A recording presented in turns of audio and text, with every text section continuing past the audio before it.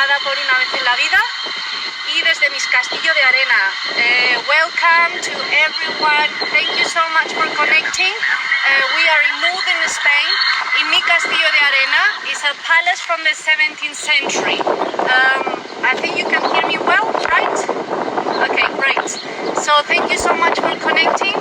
And we've got an incredible itinerary. We are going to be traveling around Europe, and we are going to go first to England to see some beautiful Grade 1 buildings, Iford Manor.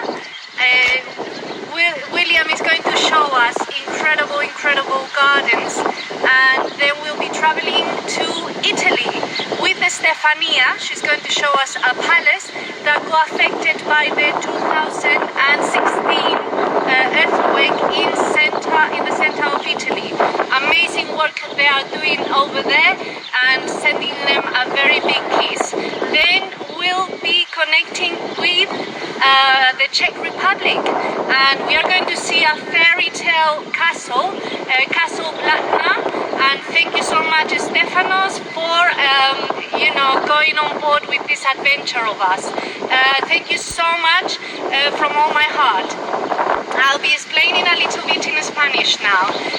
Bueno, vamos a hacer un itinerario y vamos a viajar juntos, algo que seguramente estaréis echando de menos, no solamente viajar, sino también el estar juntos, el estar con amigos, con familiares. Entonces, bueno, es una manera virtual de viajar. Vamos a viajar desde aquí, desde el norte de España, desde el País Vasco, hasta Inglaterra. Unos jardines espectaculares. Gracias, muchísimas gracias por participar, y vamos a ir moviéndonos porque si no, no va a dar tiempo. Vamos a hacer una rápida visita primero desde mi Castillo de Arena, y luego visitaremos Inglaterra, esos jardines maravillosos que nos están esperando con William. Y después de William vamos a ir a Italia, a un palacio que fue afectado por el terremoto del 2016. Y bueno, después de Estefanía vamos a ir a la República Checa con Stefanos, y nos va a enseñar un castillo que es como de cuento de princesas. Y bueno, tiene un foso y un lago y bueno, ciervos y de todo. Así que bueno, conectaros, para eso os tenéis que conectar a cada una de las cuentas, y no os podéis perder esta visita que tenemos preparadas desde Una Vez en la Vida. Vamos a empezar, adelante. Y bueno, os iba a explicar una cosa, seguramente querréis saber quién está detrás de la cámara. Pues es la persona que me apoya, y bueno, pues es mi apoyo incondicional y el amor de mi vida. Así que os voy a presentar, a Bárbara. Yo no estuve esperando eso, estoy aquí grabando. Por favor, dame. Thank you. No. So that's the love of my life, and unconditional love. There was a twist there. He had no idea I was going to do that, but I'm so grateful, and he supports me with absolutely everything. So we are in Palacio Talora Guevara. It's a palace from the 17th century. The name takes from the person that commissioned it. It was Juan Otalora Guevara. And it was commissioned in 1640. We gave it a little bit of a twist, and we call it my sandcastle, mi Castillo de Arena. Why? Because of the iconic shape of it, and also because of the material, is sandstone. Estamos en el Palacio Talora Guevara, que toma su nombre por la persona que lo comisionó en 1640. Se sabe porque hay escritos de los balcones de la herrería, hay escritos desde 1640 que encargan los balcones, y por eso sabemos la fecha del edificio. Y bueno, Juan Otalora Guevara fue secretario o consejero del rey Felipe IV. So the person that commissioned the building was the secretary or the advisor of Philip IV. And come along. So the doors, for example, they are very high because they used to come in with the horses and the carriages, and they actually used to unmount the horse and get off the horse inside the building. So that's why it was more functional to have high doors. Cuando llegaban, entraban con el caballo y con los carruajes dentro del edificio, y por eso las dimensiones de la puerta son pues casi de 3 metros más o menos.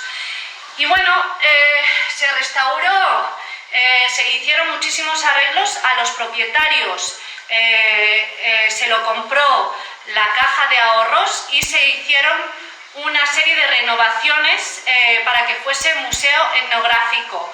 Eso fue en los años 60. So it was bought by a bank in the 1960s to the owners, and but really the owners didn't really live in the space because they were working in Madrid with the court. So this type of building was made to maybe impress. It was the place of birth, so they would feel very proud. In that renovation of the bank, I don't know if I'm talking in Spanish or in English or anymore. So that renovation of the bank, they put elements of a derelict church. Tenemos elementos de una iglesia que fueron añadidos en los años 60. Por ejemplo, estas columnas. Estas columnas son de esa iglesia y bueno, pues se cogieron estas columnas y luego también estas. Seguramente ese banco de ahí y estas columnas. So these columns are from that derelict church, and it was added in the renovations in the 1960s. There is a very interesting picture of the facade with scaffoldings, and they were made of bamboo. So, and I love that picture. But from the family, we haven't really found anything.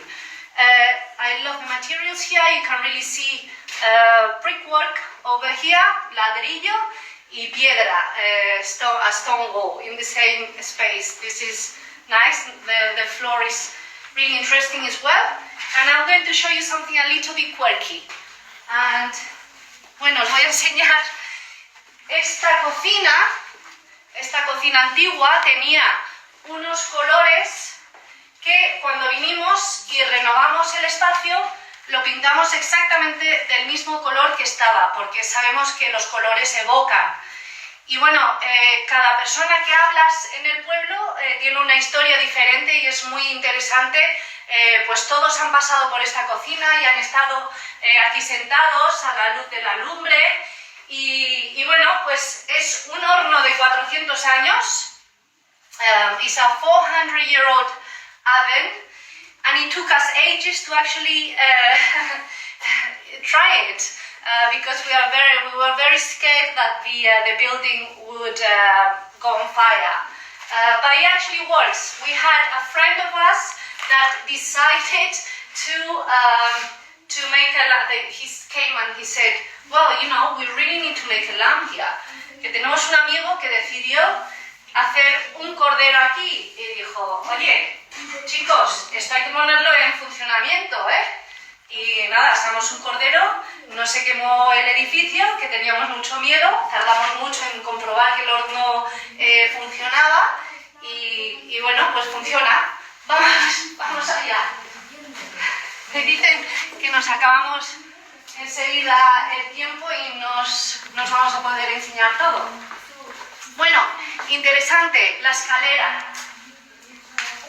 La escalera en otros edificios más tarde, siglo XVIII, siglo XIX, la escalera está localizada en el centro del edificio, ¿no? Pues recibiéndote. Pero en estos edificios más antiguos la escalera está en un lateral por razones defensivas. So it's interesting that in this type of building, which are older, the staircase is in the side because of defensive reasons. But in later on buildings in the 18th, 19th century, the staircase is very grand and you see it right in front of the main door. So we've got flowers. We always have to have flowers and candles.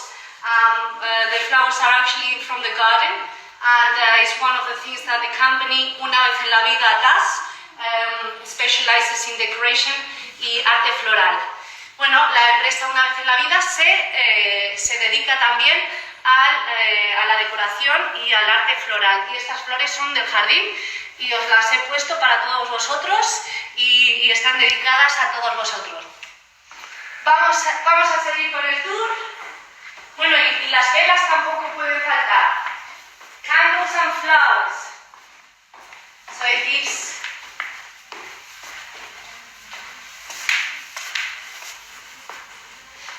candles and flowers always. So we go to the only space that we have furnished.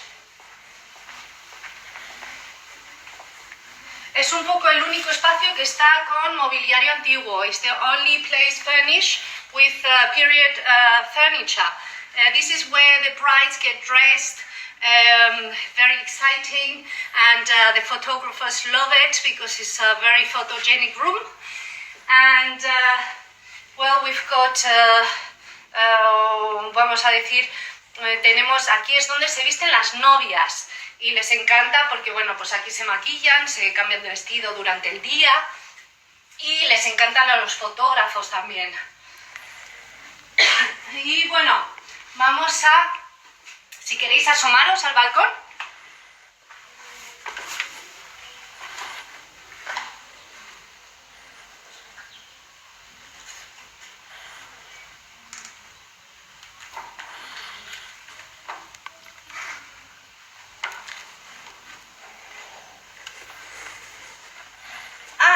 Pero seguís ahí. Esto es algo que he hecho un poco antes. Tengo una pregunta para todos vosotros. I've got a question for all of you. I hope you like my corona that I made it myself. I've got a question for you. What is the picture made of? Maybe some of you already know. ¿De qué están hechos? ¿Qué es el material que vais a ver ahora?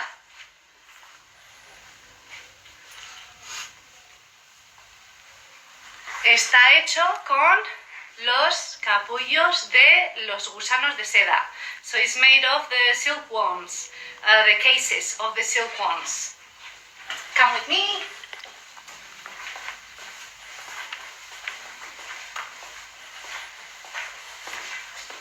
So it's very empty spaces, but in each event we do a different setup.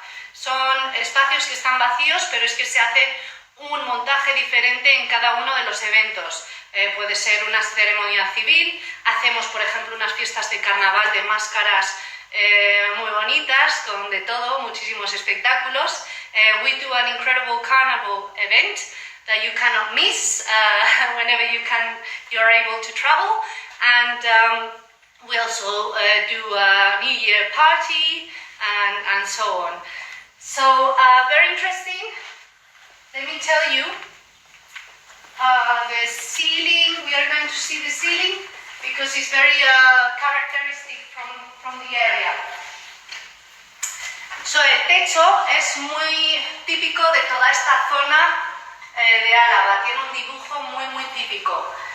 Y os tengo que decir que los suelos antiguamente eran de madera. Luego se pusieron estas que es de terracota. So, old times, when the building was constructed in 1640, the flooring was made out of wood, but then it got replaced with terracotta. And I can smell something. Maybe I've got a surprise for you.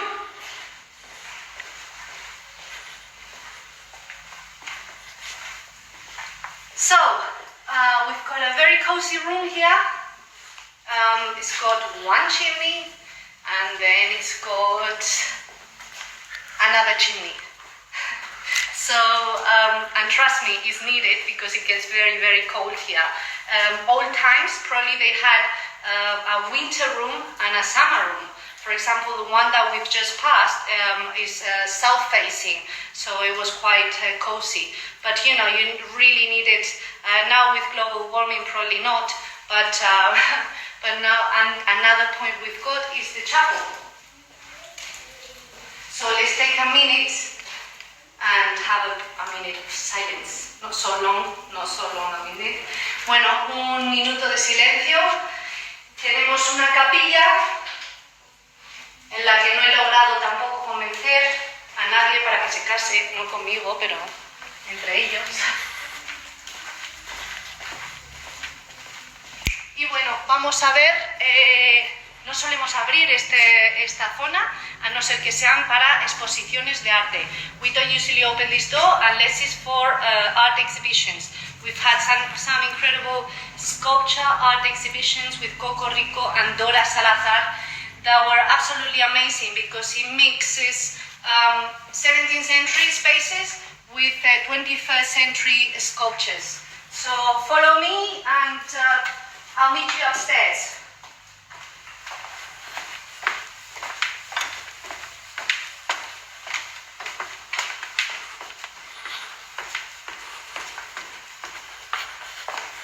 So this is the main beam that's holding the entire roof.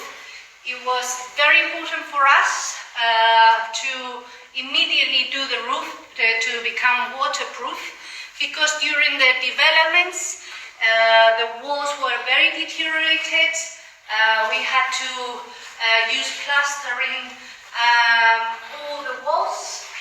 Y bueno, nos encontramos cuando llegamos al edificio que, como no tenía alero, se deterioró totalmente toda la estructura. Entonces era vital que empezáramos a hacer toda la obra. Era como un jardín ecológico, el tejado, pero bueno, conseguimos hacer la obra.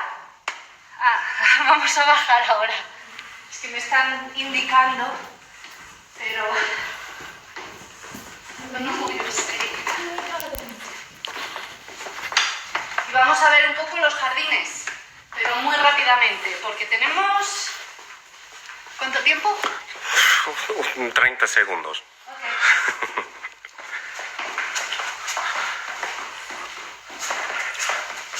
So we can...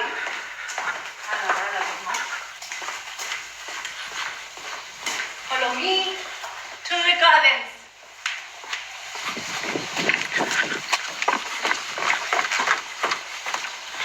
You're coming to the thing.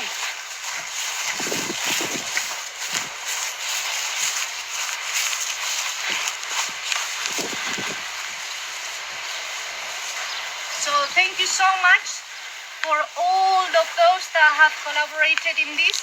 Thank you to the European Historical Houses Association to put us in contact with all these wonderful people. I am so grateful. We are going to Iford Manor Gardens. See you there. Bye-bye.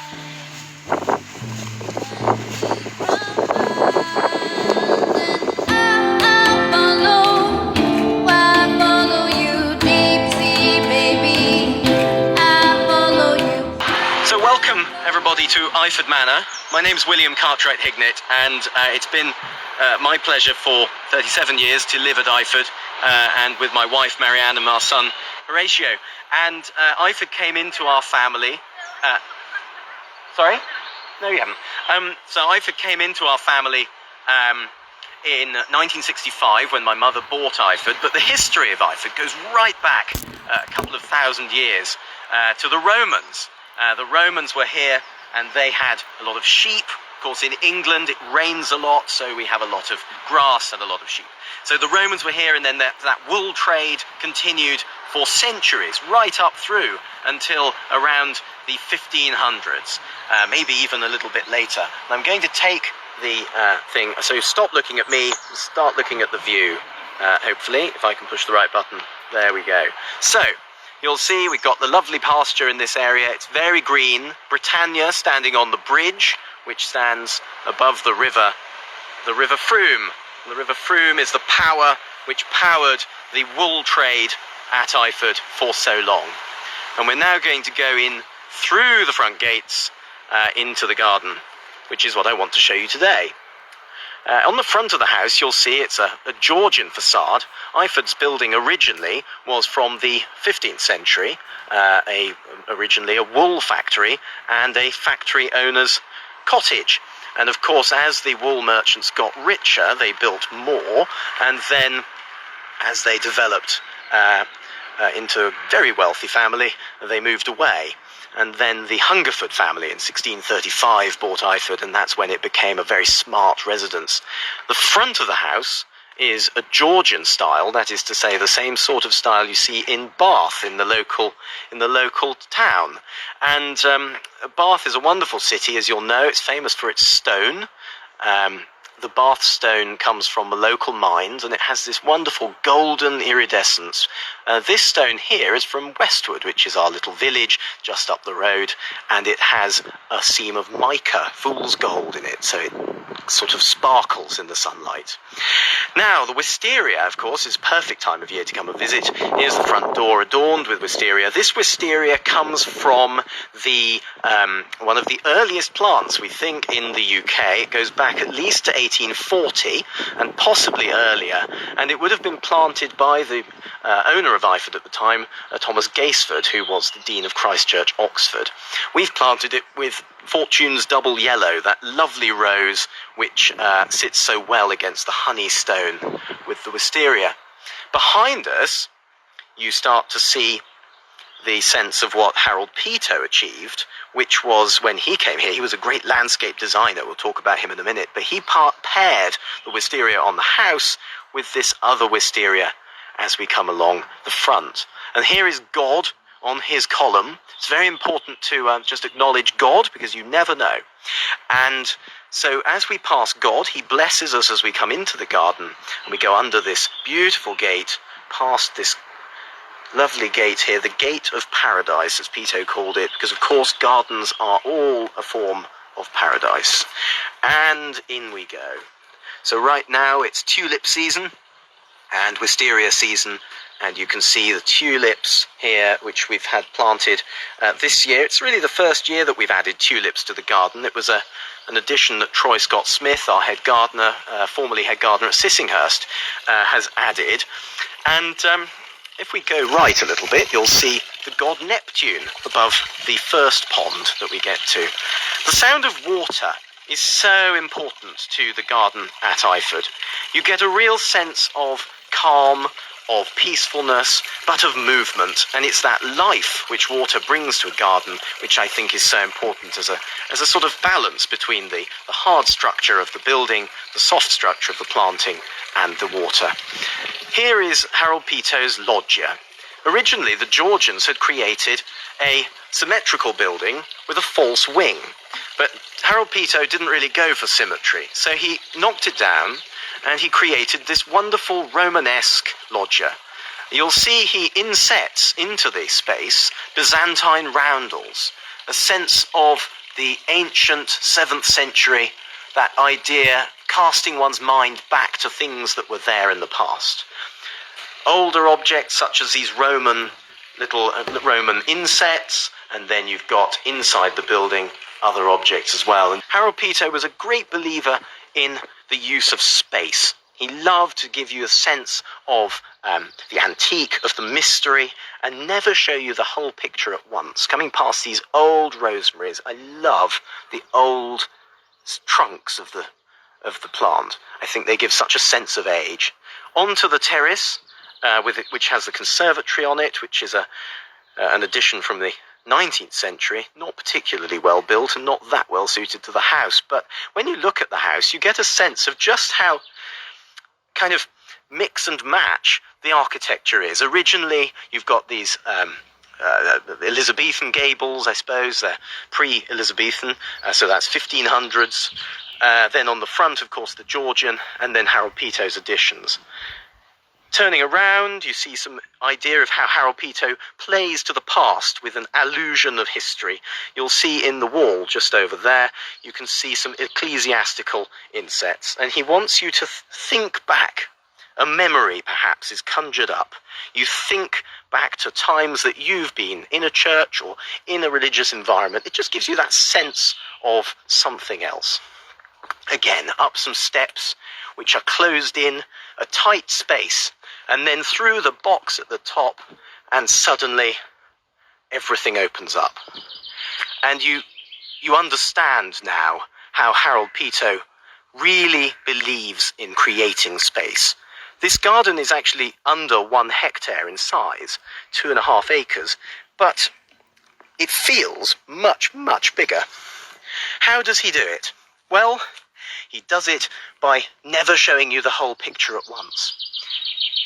You're always seeing half or a little bit less of the view. So as you travel around the garden, you're creating a sense of what you think it looked like. You're creating a series of memories. And as your mind strings those memories together, suddenly your image of the garden appears. Now, Harold Peto was a great traveller. He was a remarkable man. He travelled at the end of the 19th century, really all over the world. He was in Japan, he was in America, he met Isabella Stewart Gardner, who was one of his great clients. She was a fantastic philanthropist on the east coast of America in Boston. And to any Americans watching, if you go to the wonderful Fenway Court Museum in Boston, you'll actually see the other half of the collection of Byzantine roundels, which we have here, which Harold Peto sourced. So he was a great sourcing agent. Originally, though, he was trained as an architect, and he was working with Sir Ernest George in London, creating beautiful houses, beautiful extensions to terracing, and little manor houses. He got a bit bored of doing it, we think, and in the end he wanted to focus on the beautification of spaces. And so when he arrived at Iford in his mid-40s, after travelling the world for 10 years, he had the most wonderful understanding of international culture. He was a real internationalist, and as we come up these steps from his evocation of Tuscany through 2 beautiful cypress trees, let's have a quick look. Unusual in England, of course very common in Italy, where we're going next. And then onto the top of the terrace, you'll see what I mean. On the left, we have a lot of projects. Now, with the lockdown, of course, we have this ability to undertake all sorts of work when the public are not visiting. And so we are at the moment undertaking a relaying of this patio here. But one interesting feature here is this idea of symmetry, which Harold Peto didn't really like. He had at the top, look at the number of the terracotta balusters, 5, 6, and 4. An interesting thought that maybe in imperfection is found perfection. Onto the great terrace, and we find yes, sunshine is indeed a present today. We find Troy Scott Smith, our head gardener, formerly at Sissinghurst, as head gardener there, digging over the borders on a Saturday. What commitment, Troy. How are you? I'm well, thank you. Good. Again. Well, we've been coming up through the garden and discussing a little bit the sort of history of the spaces. There are some challenges, aren't there, to gardening in a historic context. What would you say are the main challenges? There is, it's challenging enough actually, looking after a plant collection, particularly in a garden that's open to the public, of course. Add on top of that an historic garden where we're trying to, I suppose if you like, interpret all what's happened in the past. And I think for me the challenge is to understand all of those layers of history. It could be decades, it could be centuries, of course, and to, I suppose, understand the significance of each of those layers and how that dictates how we look after the garden today. Added on to that, we're dealing with the third dimension of time, and maturity and plants growing old to maturity and dying and climate change, and so it's very, very challenging.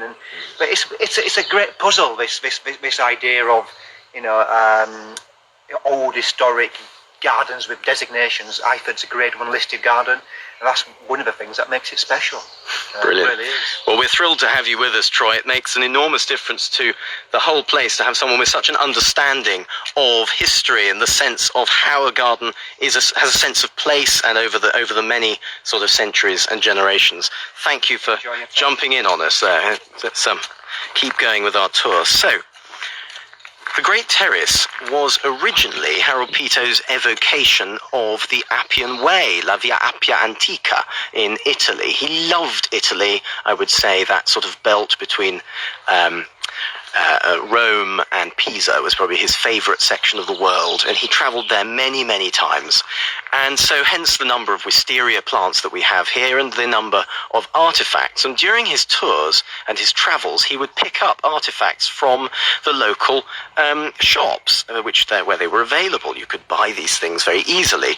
And so as he travelled the world, he collected not only this idea of a number of artefacts, but also ideas. And just a quick view of the orchard where he created his this is the idea of an olive grove. But in England, of course, we can't grow olives, so we have to make do with apple trees. But apple trees are wonderful because they make cider, which is where Iford cider, our little invention, was born, and now not such a little invention. So looking down the terrace, you have all of these artifacts, and they give this sense of space, of age, of respectability, but never quite giving you a sense of which century you're really in. I think that's one of the great mysteries of Iford, is really what period are we in?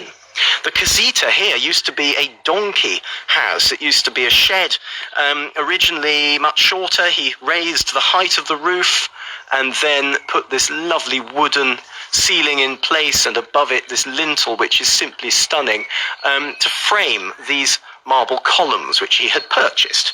And on it he adorned it with wisteria again, and in the corner on the left we planted the wonderful rose Étoile de Hollande, which is such a great giver. It provides flowers right through from really the start of May now through to really from the end of October, which is such a fantastic rose. As we travel on, for we have little time, we can pass by some more little water here, a little wonderful example of the importance of water. Isn't that beautiful? And then on. So, Bacchus, the statue, feeding the pigeons, it looks like, but he lost his arm, unfortunately, in a recent frost, so there's a bit of repair work to do. And across there, the wonderful, I don't know if you can see it, Romulus and Remus statue. It's so important because as Harold Pito saw the sense of the Italianate as very important, he felt, I think, that the statue of Romulus and Remus was the sort of founding point of Western architectural ideology. And currently attached to the statue, I can see, is our cat Aslan, who is a very important part of our team, as you will appreciate. So along the terrace, mostly planted up with, at this stage of the year, alliums, a little honesty, bay, lots of foliage before it comes out. We turn left and we head up some steps into the most beautiful Japanese garden. It's almost a complete world away, 10 meters, and you've traveled 8,000 miles. This garden was developed by my father on the location where Harold Pito originally wanted to create a Japanese garden. And here you get a real sense of calm and of peacefulness, just as you do in the Japanese gardens and Oriental gardens around the world. It's still in progress. The Japanese say that a garden will take 3 generations to mature. And so we're a little bit middle-aged, I would say, in this garden. We're still growing. And let me find the view. There we go, with the lovely glowing rock there, almost a little too bright. Harold Pito discovered that rock when his workmen were digging out the path that we're about to arrive at, and they were sort of supposed to get rid of it to allow him to bring in some enormous artifact. And it was 11 tons of rock, so it was a bit of a challenge. So he said, well, don't worry, that'll be my Mount Fuji. So he placed it upright, and it became this wonderful triangular mountain. As you come down, you get a sense of the borrowed landscape. When he was in Japan, he really understood shake, the borrowed view, which is this idea that just because it's beautiful in the foreground doesn't mean it doesn't connect with the outside. So if you look beyond, you can see poplar trees in the distance, you can see the wisteria in the foreground, and you see the English landscape beyond. So although the design may be Italianate or Romanesque in style, beyond it is unmistakably English, and that is the essence that is Iford. Looking to the right, we can look back down the terrace, and we get a sense of the false perspective which he puts on the terrace to make it look longer. The idea of the Appian Way was that in the distance was the countryside, but in this at this end, if I turn round, was the city. And it was this idea of a journey, that you journey along from the city into the countryside, past artifacts, past sarcophagus, for example. And these are all the most fantastic original pieces. This is a piece from Rome with Medusa, the Medusan heads on it. Very important to make Medusa happy if you want to get into the underworld. Now, 2 years ago, we had a very dry summer with no rain at all, which is unusual, of course, in England, and this building partially collapsed. So we've just finished, really, a period of restoration on it, and I'll turn around and you can see what we've done. Lovely view into the distance. And we've had to reseat this whole balustrade here and the building as well with a new foundation. It's been quite a challenge, particularly because this winter was very, very wet. And one of the great difficulties with places like Iford, and indeed any of the places that we're visiting on this grand tour from your armchair, is that the maintenance is constant and often unpredictable. And this was particularly the case when it comes to the cloister building, which we are about to arrive at now, which suffered even more badly in the dry weather from 2018. The cloister is originally built in 1914 by Harold Peto in the style of a cloister from 1215. So it's a pastiche in a sense, but it is a beautiful pastiche because he created it entirely himself as an architect, designing the whole thing from his own mind, his own experience. The problem was that it wasn't really on any foundation, so we had to spend 7 months this winter putting a foundation under the building, and that has been not only challenging engineering-wise but also costly. I'm delighted that our insurance company were very helpful in paying for some of it. As we come in, you look up and you see an inscription saying, "The Haunt of Ancient Peace." The Haunt of Ancient Peace is a line from a poem by Alfred Lord Tennyson called The Palace of Art. And in that piece, it's well worth reading, The Palace of Art. In it, Tennyson describes the idea of a museum for you, your own personal museum. We've all been to museums where some of the museum is interesting. A museum for you is where everything is interesting to you. And here, Harold Peto places all of his favourite objects. And you get a sense of the peacefulness that he wants to put right at the heart of his garden. So this is the first time this has been seen since the restoration, and I'm going to leave you now and send you on your way to Italy, to Antico Borgo, Seghetti, Panichi, who are waiting for you. Stefania is waiting for you, ready to start the next tour.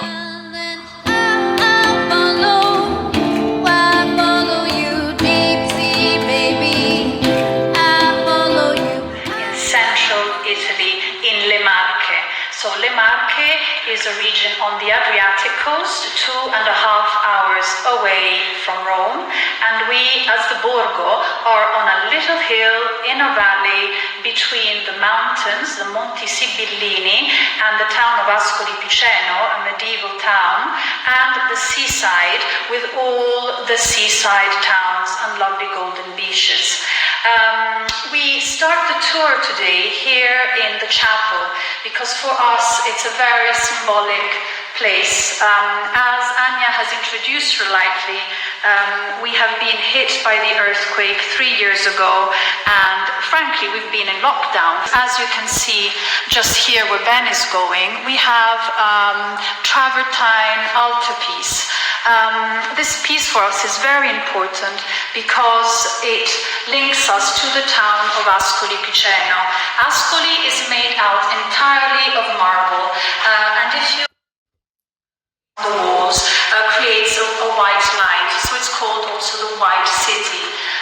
This altarpiece, thanks to the architects that are following the restoration works at the Borgo, have told us that it's probably a recycled item from another church. So it has been brought in here. It was misplaced in the sense that it's too big for the size of this little chapel, but still it has been here for centuries, like our family. Another very important aspect of this chapel are the frescoes. You can see all around monochrome frescoes of the virtues, so hope, justice, charity, and putti. But on the sides, instead of the altarpiece, you have two important images. The first one is Saint Serafino, dressed in his Franciscan clothes, depicting the humility of the church, the simplicity of the spirit. And instead, on the left, if you follow me here, you have Saint Emigdius. I hope you can hear me. Can somebody do a thumbs up? Can you hear me? Somebody? Okay, wave, somebody's waving. So for us, Sant'Emidio is very important because if you can notice, he's holding in his right arm the town of Ascoli Piceno. He is the patron saint of Ascoli, and for those who have been lucky enough to go to London, to the National Gallery, you will have seen in the Crivelli room Sant'Emidio kneeling down in front of Mary with Ascoli in his hands. He's dressed in fine clothes, in lace, in damask, in silk, and he portrays the richness and power of the church. On the ceiling instead, you can see little decorations of flowers depicting what was probably Eden and paradise, so nature as the safest place to go to. You can follow me now, and we can go outside towards the main building that is being restored. Ben probably has missed these, but the church is being used actually as a storage for all the shutters of the historic house. And on the floor there, we have also these pieces of frescoes that have fallen during the shakes of 2016. Just one last thing is that we have not started the restoration works here because they had to do tests. So they had to see what was behind the frescoes. They had to drill walls to see exactly what was there, because if you have to inject silicon or put rods in where there are frescoes, it's a very complex and delicate technique. So here we go. Yeah. Ben is going where they have done some tests, and now you can follow me outside.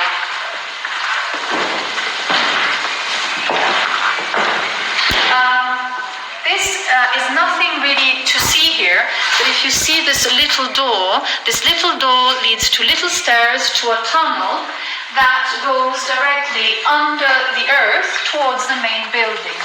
So we are out in the garden, and you can see in front of you the facade, which is covered today.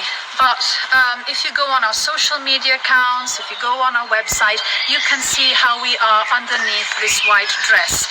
We are usually smarter, but here we are today. This focal point of the garden is important because we are facing the valley. So if Ben comes here closer, he will show you the hills that we have in front of us. We have the mountains on the right, the Monti Sibillini, where people can go hiking and biking and rafting. And then you have in front of you the hills of the Abruzzo region. So Abruzzo is the region further south to Le Marche, and we are always very happy to link Abruzzo to Le Marche, because when guests come here they can have the experience of both the regions in food, in art, in culture, and they can mix and match and go beyond borders. This building was born as a defensive tower for the battles that happened between the feudal landlords of the north and the reigns of the south. And that's why we have this tunnel going underneath the chapel and the building to save soldiers from invasions and seeking a secure place on consecrated ground that would avoid them to be killed by the enemy. And if you follow me further on, we can go in the main home. That has, as I mentioned to you, been closed for 3 years due to the works. We have spent 3 years talking to the local authorities, to the cultural heritage in Italy, because these buildings are listed. Hence, it's very complex to do projects, to present them in the correct way, because you can't do as you want. You need to follow strict rules of restoration.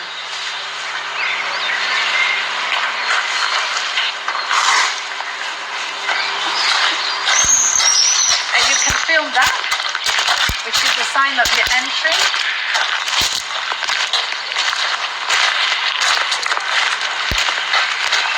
Ciao Ben. So this is the main entrance.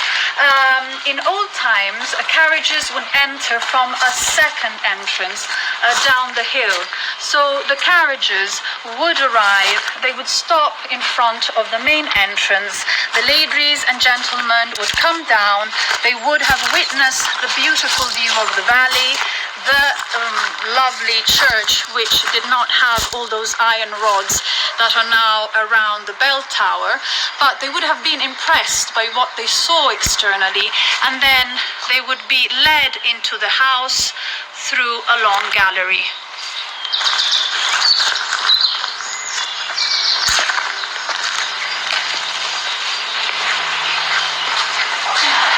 Here we are. So welcome again. This is the main home, the central building. And as you can see, we are left with no doors, no objects, because everything has been packed and put into storage.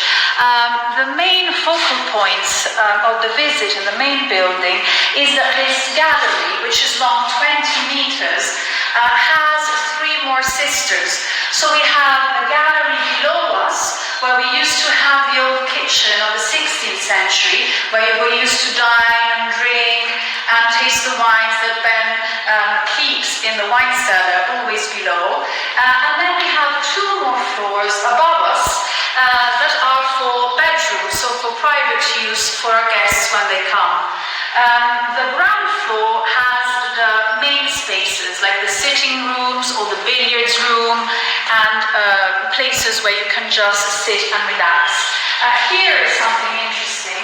It's the test that they have done to the walls. So you can see that they've taken off the main plaster and the first layer of plaster, and they've stuck these silicone tubes to inject silicone inside to reinforce the walls.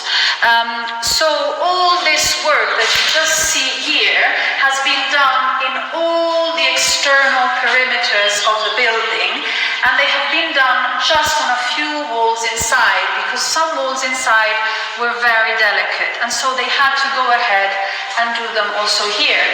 All the floors that you see, for example, this 18th century floor or the 17th century copto floors, will be taken off. So every single tile that you see will come off.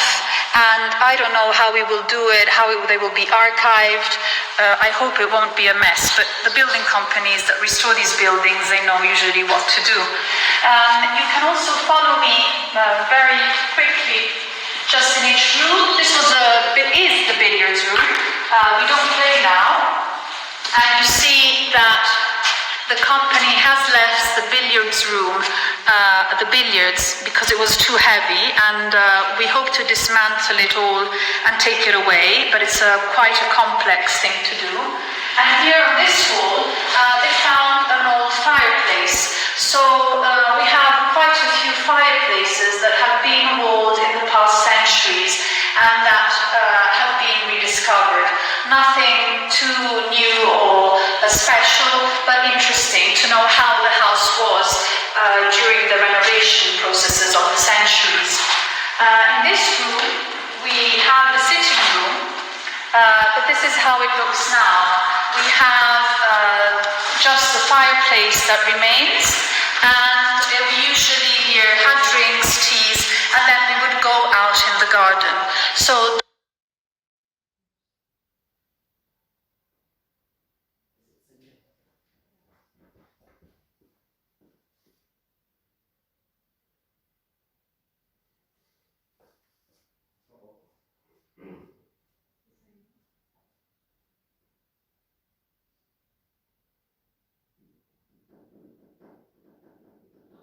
the lovely thing about this building is that you can have a life inside the house and outside in the garden in almost every room. So the garden is part of your life constantly.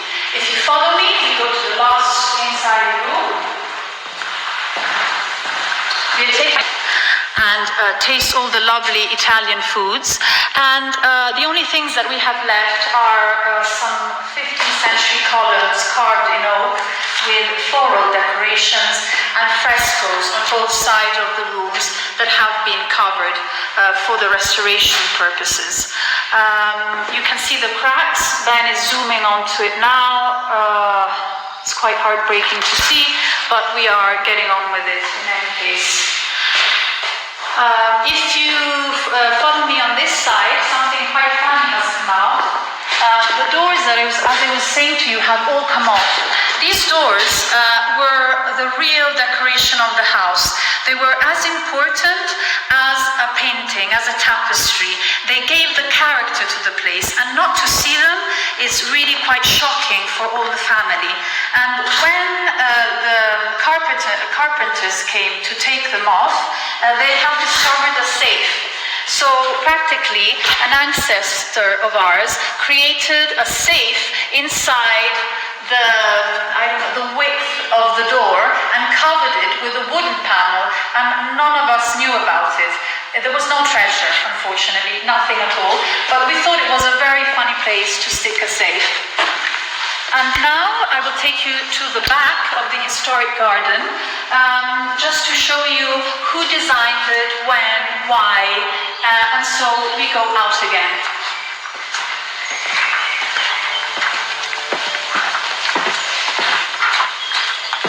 Ben, you need to run.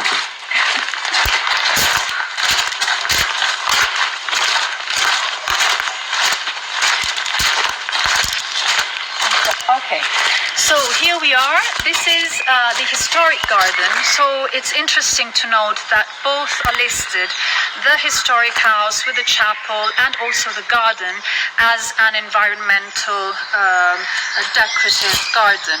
It was created and planned in 1875 by Ludwig Winter, a German botanist from Heidelberg. So we have left the Sant'Emigdio that came from Trier, who was German, and now we are with Winter, who was German.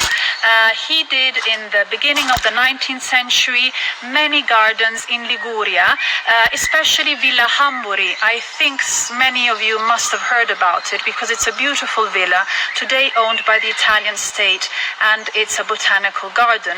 What did Winter do? He was called here, came to central Italy, and he was asked by my ancestor to gentilize, to refine a bare hill, because the unification of Italy had just passed, and there was no need to keep a bare hill just for agriculture or for defensive purposes. Hence, he created a botanical exotic collectioner's garden. So he brought in different species of palm trees, of exotic plants from Asia, from America, from South America. It was the time where gardens were a museum. So the botanics and the species were the artwork that you would have come to see in a garden.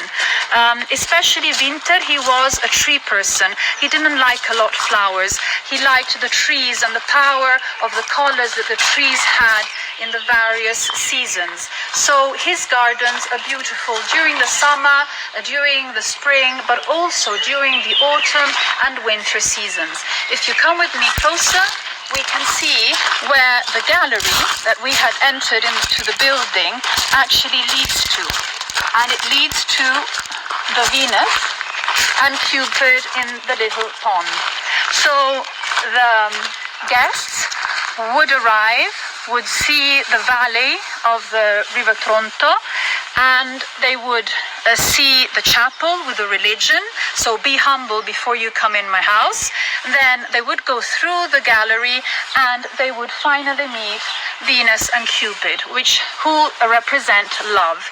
And I think here we can stop. The last 2 points that I would just like to make, which for me are very important, is that gardens today are not only important for their history or for their botanics, but they are important also for their therapeutical and electromagnetisms that they give to the person that is in the garden. So we've created bioenergetic areas of the garden with Marco. I don't know if he's following, but you can see that we have bioenergy areas all over the historic garden. We haven't touched any plants, everything is as it was, but we know the electromagnetisms of it and which areas are good for which systems of the body. So gardens are our well-being. And the last thing is that I want to thank also the Italian government, because they're helping us to restore this place that is open to the public, and to the Italian constitution, because we have article number 9 that says that the Italian state has to protect and has to safeguard the cultural heritage and the environment for the sake of its inhabitants, for the sake of our well-being. So this cultural heritage has to be maintained for the well-being of our generation, but also of the people to come. So thank you for being here. Thank you to the European Historic Houses. And now I pass on the word to Stefanos in the Czech Republic. Please, link to Castle Blatna, because he must have connected now. And thank you for joining us, and see you all very soon for real. Ciao, bye-bye.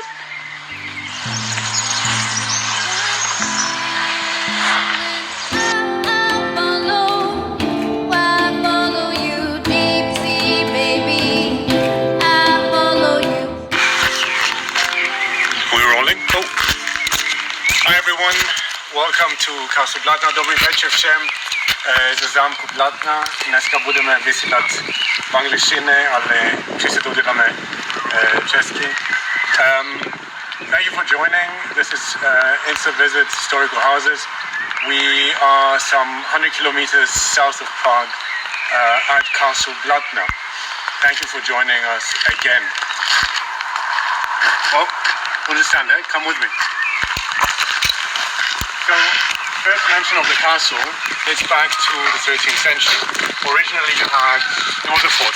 So originally you had a tower, a bridge, which was wooden. It was a wooden drawbridge at the time. You had the moat that you see around here. Obviously this was built for defensive purposes, and walls surrounding the castle. It has taken a very different shape in the meantime.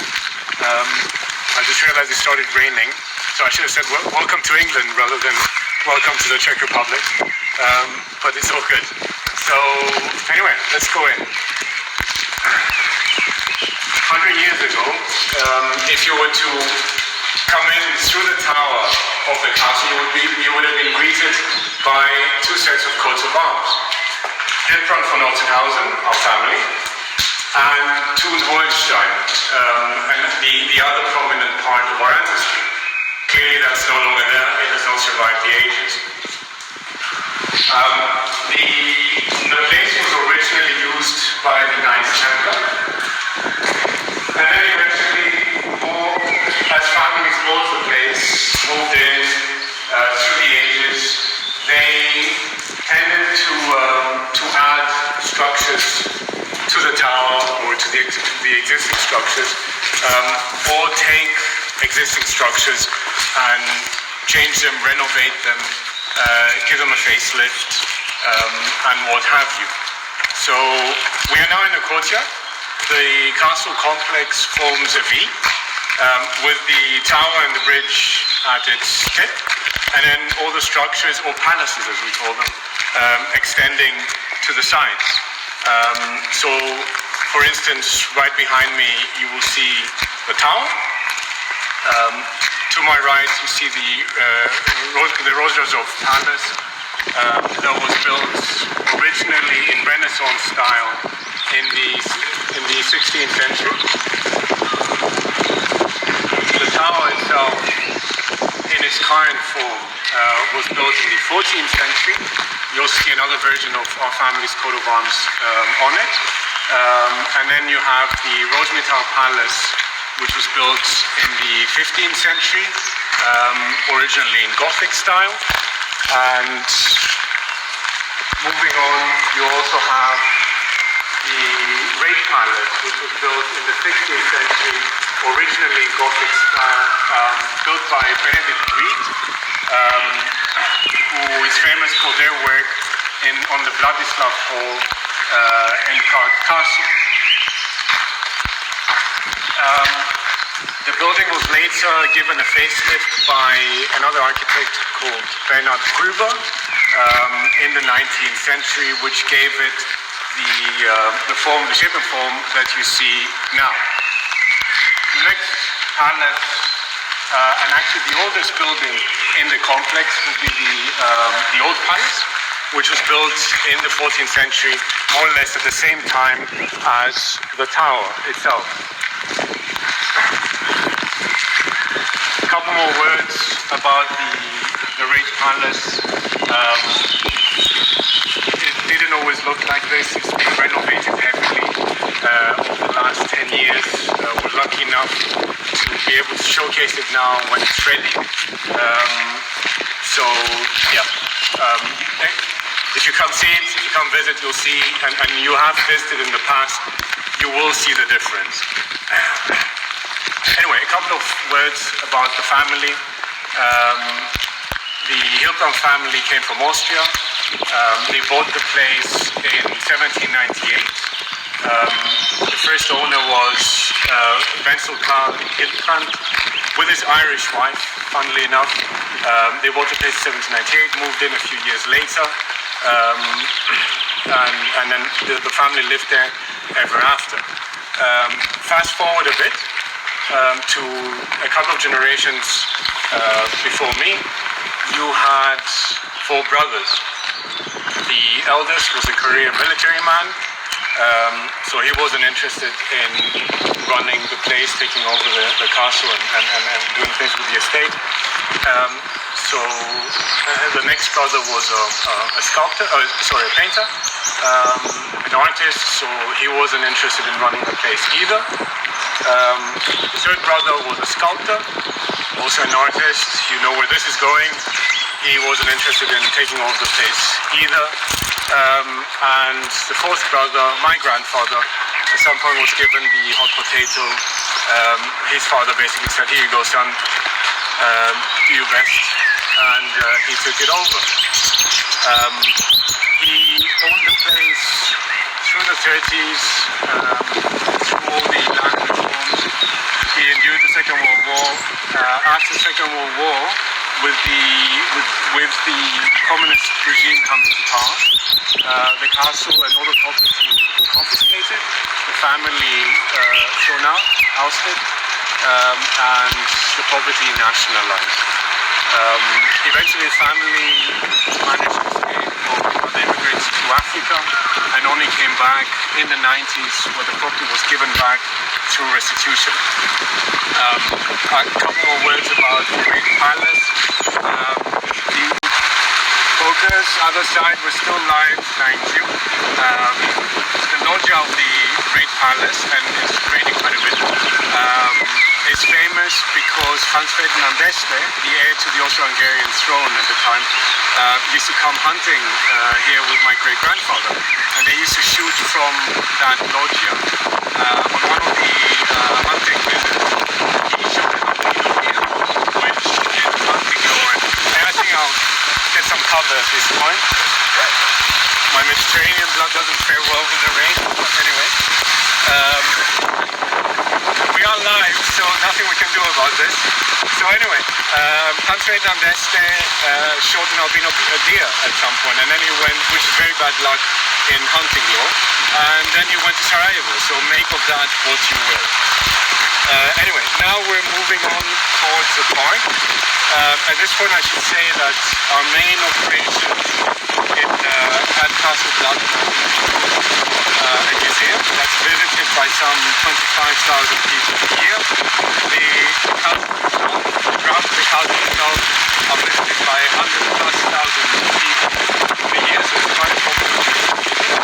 We also do events, a couple of symphony, classical music, symphony orchestras perform here. We have a jazz festival every year.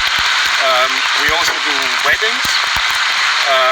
We have a cafe that's conveniently named Oh My Dear Cafe.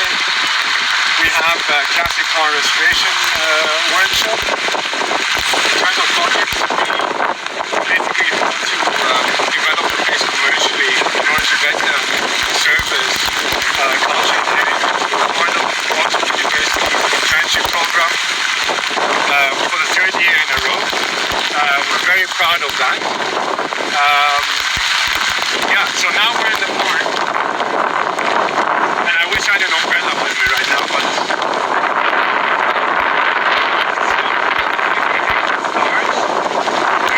there normally is a herd of which you can't see now because they're at the park. There's also peacocks. The weather is really not playing along with this thing. What else? The house. The house. There's also a 16th century Empire-style house in the park that's quite famous. The park is heavily visited by people. Normally you pay a symbolic €1 entrance to enter, which people are thrilled to pay because they know that it was a good cause. I think given the weather conditions, I'll spare you the rest. I think I'll spare you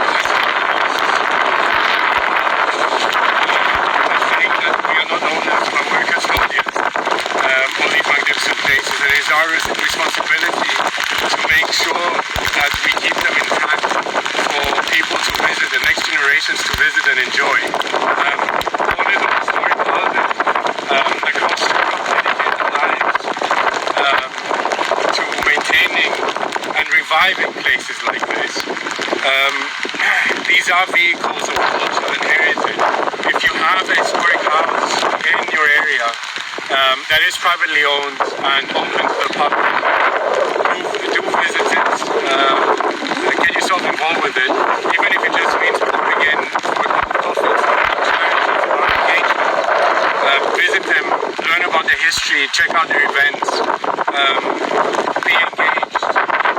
If you missed any of the previous 3 live streams, do check them out on Instagram. These are stunning places run by truly extraordinary people. At this point I want to thank the Borgo because Iford Manor in the United Kingdom and Borgo Storico the Historic Cost Association for making all this possible. And also thank you for tuning in and during my monologue, despite the rain. well, and hopefully see you soon.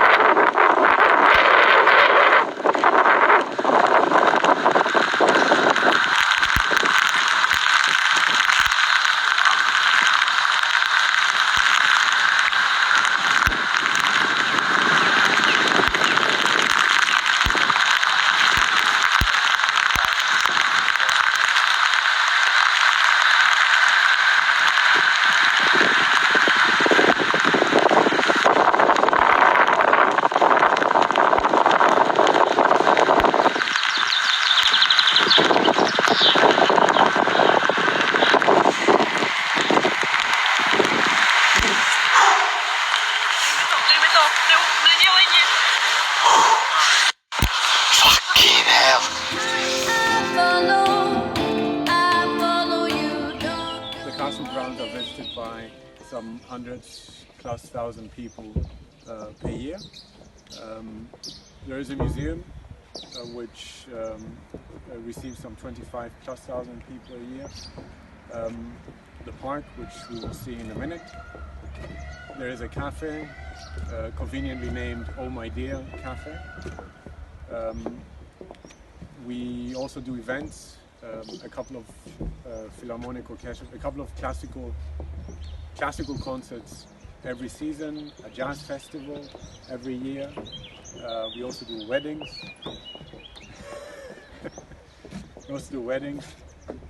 In terms of projects, we want to be innovative. We aim at self-sustainability. We want to develop the place commercially in order to help bring more culture to the area. We are part of, this is exactly what you shouldn't be doing later. We're part of Oxford University's internship program for a third year in a row, something we're very, very proud of. With a classic car restoration workshop in-house. And in general, we're always trying to look at new projects that are fun and add to the synergy of the estate. What's the time? I don't know. 13 minutes Is for it? me. Yes. Good. That's like perfect. Yeah, we didn't restart. No, it is. Yeah, you're right. Now we're in the park. It's 40-something hectares large.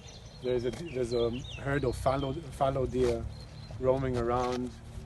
Peacocks. People love coming to this place to walk and jog around. And let's see if we can. Huh? Can we try to go near to? Yeah, let's try and go wherever the deer are. Improvisation now. Usually, so say this is where people come to walk around And when they are. and feed the deer, and this is where you throw me a carrot. And when they are not here at all. They will be here. So I'll go like this, and then I'll say, let's see if we can lure them. Sometimes they come, and then I'll do that. And if they come, fantastic. If they don't come, I'll say, come on guys, we talked about this. It's live, guys. Thank you. It's live.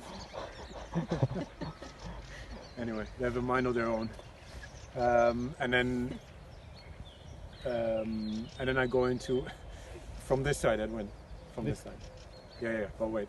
And then I'll go. So I think I speak for all owners of historic houses by saying that we are in fact not owners, but custodians, and it's our responsibility to keep these. Not yet. It will be so much pumped. Yes. Sorry. And it's our responsibility to keep these places like this, these magnificent places, intact for future generations to enjoy. Owners of historic houses across Europe are dedicating their lives to maintaining and reviving these magnificent places. These are vehicles of culture and heritage. If there is an historic house in your area that's privately owned and open to the public, do get involved with it, even if it just means popping in for a cup of coffee. It's not about charity, it's about engagement. Visit them, learn about their history, attend their events, be engaged. If you've missed any of the previous 3 live streams, do check them out on Instagram. It's fine. 16. Just reject. If you've missed any of the previous 60 minutes, yeah, but we were fooling around. Yeah. If you've missed any of the previous 3 live streams, do check them out on Instagram. These are 3 stunning properties run by some extraordinary people. Huge thanks to Castillo de Arena in Spain, Iford Manor in the UK, Borgo, Storico, Seghetti, Panichi in Italy, and it's the European Historic Houses Association for making this possible. And of course you for tuning in and enduring my monologue. So keep well and hopefully see you soon. And now you throw it to me. Don't look at me. No, I'll throw it, but don't throw it now. I mean, or will it give you pleasure to throw it? Then throw it. Yes. We should know how we will react. Keep well and hopefully see you soon. Thank you. Perfect. He likes it. It's okay. Yeah, it was a good idea, no? Yeah, perfect. I like it. I love it. You're my river running high, run deep, run high. Never break like I break mine. Oh, my river running.